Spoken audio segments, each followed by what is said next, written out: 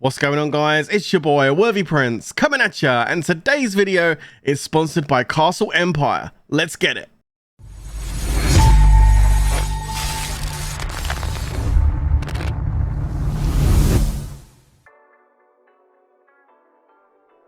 Okay guys, welcome to Castle Empire and welcome to my castle.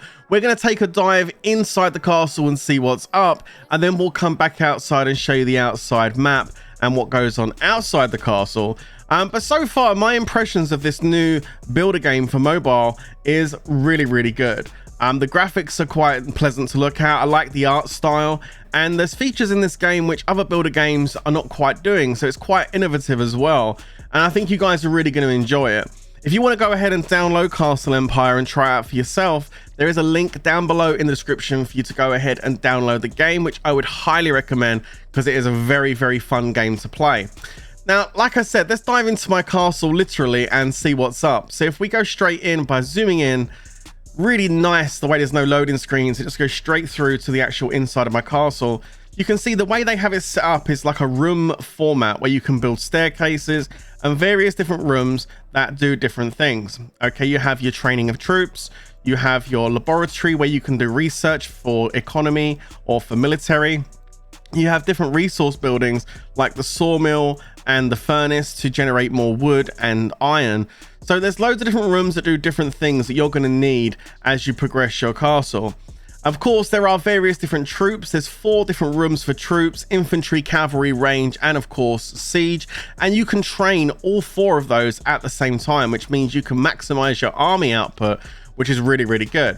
If we take a look at just the infantry for today's example, you can see there are 5 different tiers of troops which are unlocked via the research that you do in the laboratory. And as you can see, I currently have T2 troops open, but they're all out busy doing gathering right now. The good thing is though with this game is that you can go ahead and train troops or upgrade buildings or do research, and there's an automatic energy bar that constantly levels up to give you some free speed up, which is quite nice. As you can see, mine's currently at 80,000. I click this and it takes away some of the time that I'm actually going to take to train these troops up, which is a really nice feature, especially when it comes to leveling up buildings and doing research. It's a nice way for free-to-play players to always have a way to kind of speed that process up, which is quite nice. I haven't seen too many games do stuff like that. It's quite an innovative feature, to be fair. So there you go. I've just trained some tier 2 infantry and away we go. It's as easy as that.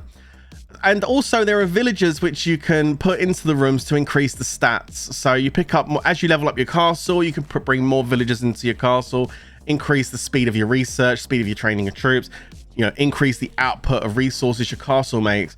So again, this is what it looks like inside.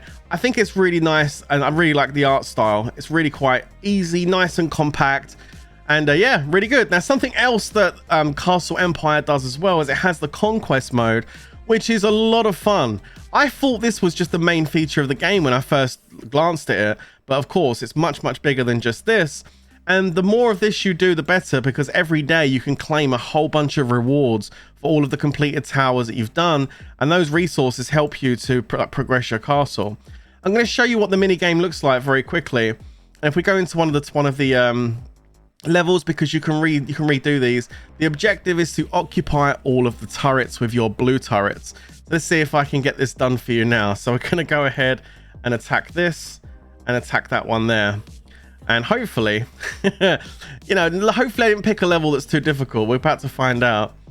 Let's go ahead and stun. Should be good here. So you basically send the troops in to attack these, and I'm going to go ahead and take that one off there and increase my output down here just for a moment. There we go. And then I'm going to take that one off and I'm going to move that over there like that.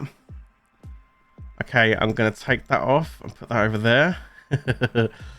Okay, I think we should be good. There we go. I've got this one down the bottom as well now. Looks like we can put some pressure on this green tower and take this one over. Okay, let's put another line at the top here to get some extra troops into that top right hand corner. We don't want to lose that top right hand corner tower. There we go. It's blue now. There we go. We can move down now and start attacking this green one. There we go. And we should be able to put enough pressure on this green one now to finish it off. As you'll notice, as more troops go into my towers and not being attacked, they start to upgrade. That means more troops are going to come out. It makes the tower much more stronger. And of course, we have the hero abilities as well, which you can use to stun the towers. And of course, when I'm on the last one, it's quite a handy feature to go in and stun it, because now the tower's falling and away we go, we get the victory. And they get progressively harder as you go along. There's also boss levels as well. It's quite a fun mini game to play, and there's a whole bunch of levels for you to do. So really nice feature. Haven't seen a lot of games have something like that, which is a real in-depth mini game to play. You guys are going to absolutely love it, so make sure you click that link down below and download the game so you can try this out for yourself. Now, the game isn't just like set at just a mini game and leveling up inside. Of course, as I showed you at the beginning of the video, there is an outside part to the castle as well, and a whole world to explore and to play for PvP, fight against other alliances, taking over different towns, wonders, all that kind of stuff. So lots and lots of stuff to get on with on the outside. Now, before we get further into it, let me show you the heroes. There are heroes that you can unlock, and you send your heroes on your marches, whether you're gathering or whether you're attacking. And there's various different ones. You've got your purple ones, gold ones, and blue ones, and some real interesting characters as well. Nightblade is the one I'm currently leveling up at the moment. I've already managed to build some gear pieces for him as well. And this is my main hero that I'm focusing on. But I do have a couple of other interesting ones, including Guy Fawkes, which looks absolutely awesome. I think I might have to level him up at some point. And this one here is really good as well, this Adam Smith. One thing I like about this particular hero is his special ability, which is called Wealth of Nations, which basically gives you an extra 5% resources of whatever you gather. It's quite a nice feature, especially if you're going to be gathering inside the game. Plus, there's a whole bunch of other heroes, including Oliver Cromwell. We've got Zi Guingzhang, Catherine II, Duke of Wellington, D'Artagnan, George Washington, and Napoleon Bonaparte, as well as the maybe the evil twin sister of the princess from Brave. So yeah, there's a whole bunch of cool ones to unlock, and again, they all have their own special abilities. You level them up by attacking things in the game to gain experience, etc. So yeah, some really cool heroes for you to go ahead and unlock and start leveling up. Now, as far as the alliance features go in this game, of course, there is an alliance. So I am part of an alliance, which is PM81 Prime. And you can do all sorts of stuff with the alliance. Not only do you go off attacking things, but you have these alliance buildings, alliance tech as well that you need to build. So here's the research for the alliance to work on. Various different research trees that you have to work on together by donating resources and gold, which is really good. So you really have to work as a team. Also, alliance territory shows you where your alliance forts are that you have to build. If we click on this, it will take us to our main alliance fort, which we build and reinforce and defend together. As well as, let's have a look here, alliance territory, and go down to the towers. We also have alliance towers as well, which we're building as also. I've actually got one right next to my castle. Actually, if I just show you there, look, these little towers. You use these to expand your territory, and you can reinforce those, garrison them, and use those to help defend as well. Okay, so if I zoom out a little bit here, you can see we go right out. This is our main territory where our alliance is, and we're kind of spreading, moving our way down this way here, and eventually we're going to be getting to some towns and also some wonders as well. There's little villages as well you can take over. There's actually so much to actually do. If we just scroll out a little bit more here, there we go. So there we go. There's the first town. So if I scroll down, this is like one of our next main objectives, is to actually capture a town. We need to level up a bit before we do this and build up our armies. But if we're actually able to take control of this, we're going to be getting some extra perks by holding this. It definitely makes sense for us to go ahead and try and take control of that. Not only do we have towns which we want to take over, but later on in the game, there's also going to be wonders which we're going to want to take over and fight for as well.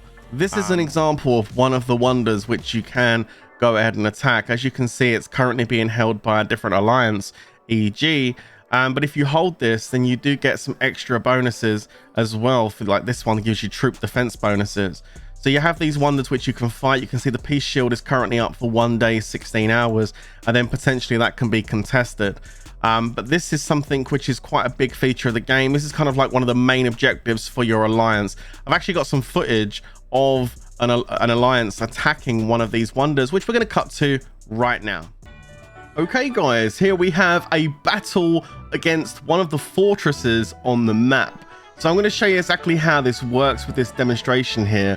And it's a bit more tactical than just going in and just attacking the main fortress, as you're going to see as we go through this. And I'll take you through it step by step. So you can see you take the first main army, the big main rally, and that goes straight into the main fortress in the middle there and starts attacking. And of course, the main fortress starts defending back, firing off cannons and arrows and God knows what else coming out of that castle.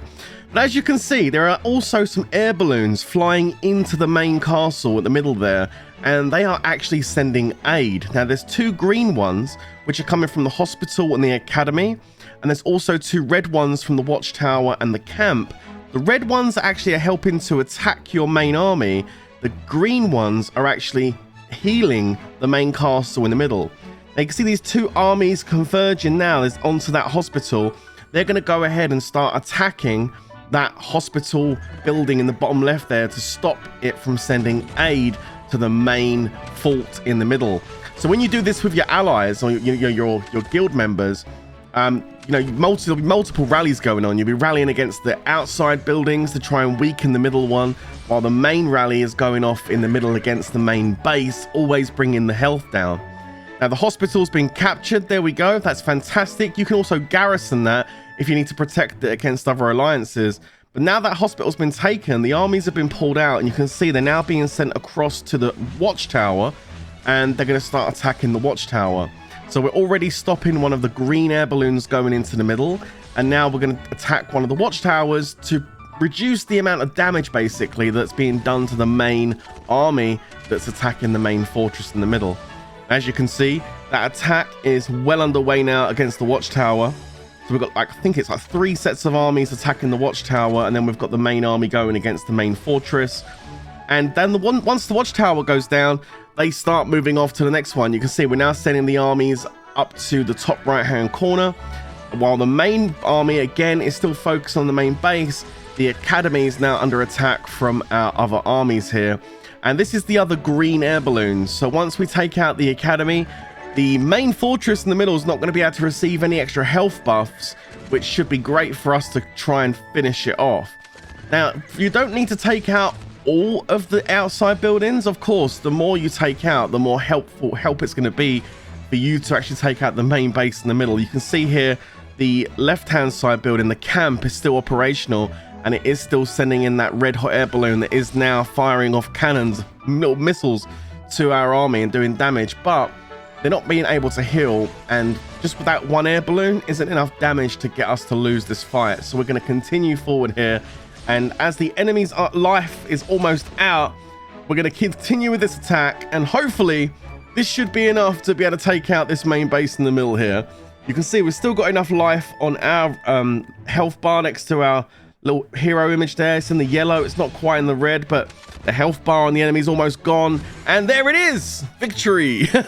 You see the banner comes across the top. Successful capture of the fortress. It's quite an intense battle, and I'm looking forward to doing it in game myself for sure. Now, we mentioned upgrading heroes. One of the really important features of this game is the recruit tab.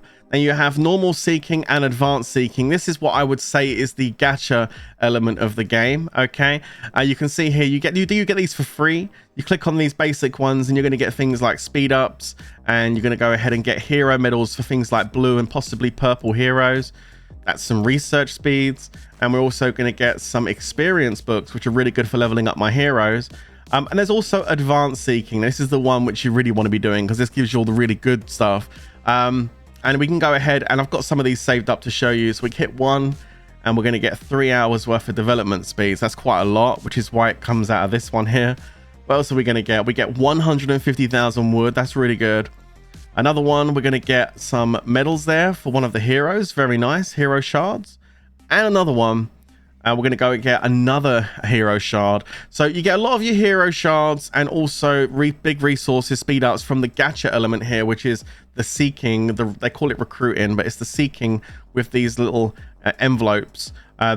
to get nice items in the game. There is also packs as well. There is a mall you can go to where there is various different packs that you can go ahead and purchase if you want to go ahead and progress a little bit faster. But they do have daily limits on them, so you can't just go in and buy loads and loads. They do have limits on how many you can purchase in one day. I guess that's to try and keep things a bit balanced, which is good. I like to see that. One of the things I really like about Castle Empire is the way you can zoom into your castle and zoom out without any kind of loading screens. Plus, you can zoom right out to the kingdom and even into outer space. Let me show you. So right now I'm outside my castle here. This is actually my castle a little bit further on, as like I said, I'm actually really enjoying playing this one. And if we can zoom straight into my castle like that, and boom, there you go, look at that. It's actually looking a lot more developed now as well compared to how you saw it at the start of this video. And then we can zoom out a little bit and I can get a good look at all my rooms and everything. Okay, great. Now let's zoom back out again. Again, no loading times. And now let's zoom out further. All right, great. Now I can get a real good look of my area. I can see where all my alliance castles are, my alliance fort. I can see where different missions are available, etc.